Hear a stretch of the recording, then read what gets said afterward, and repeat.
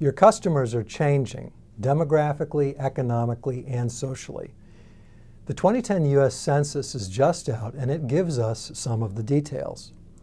Retailers and manufacturers can use the new census numbers like a high-resolution satellite photograph.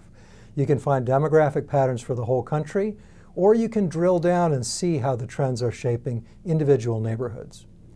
The biggest news from the census is that America's cultural melting pot has overflowed. The Hispanic population increased more than 15 million in the last decade. We also added more than 4 million Asians and almost 4 million African Americans. The so-called white majority in the U.S. declined from about 69% in 2000 to less than 64% today.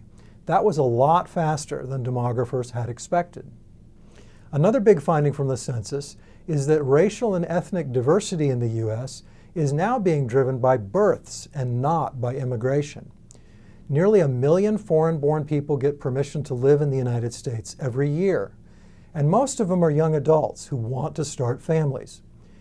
This is a big reason why the number of Hispanic and Asian children increased 5.5 million, while the number of African American kids stayed the same. And the number of so-called white children actually declined 4.3 million in the last decade. So the implication's clear. If you're selling to families with children, your customers are increasingly likely to be Black, Hispanic, or Asian.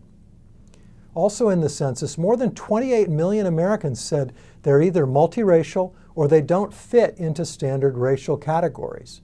Fully half of multiracial Americans are children and teenagers under the age of 18. So for retailers, this means that younger shoppers in general represent lots of different cultures, eating habits, and so on.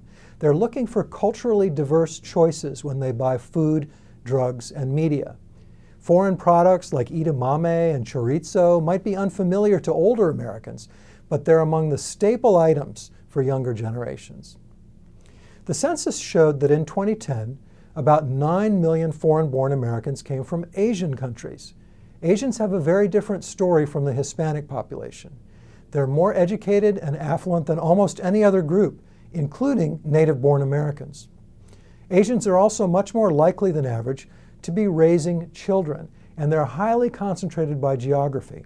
1/3 of America's Asians live in California, and another 10% live in New York State. But retailers who sell in Texas, New Jersey, Illinois, and Hawaii should pay attention to Asian Americans too, because all of those states have more than 500,000 Asian residents.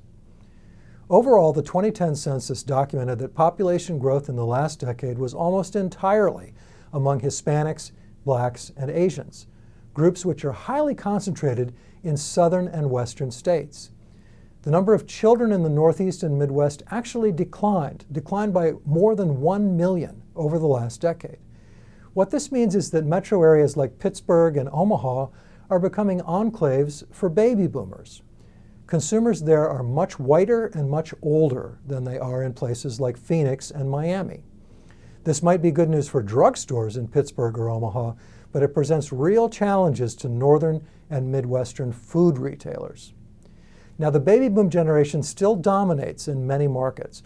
Boomers were 28% of all Americans in 2000. They're about 25% now. So even though they've faded a bit, the boomers still have a lot of consumer clout. National brand manufacturers and marketing companies are going to be spending a lot of time and money slicing and dicing these census numbers to find nuggets of business gold. Store brands can profit by doing the same thing.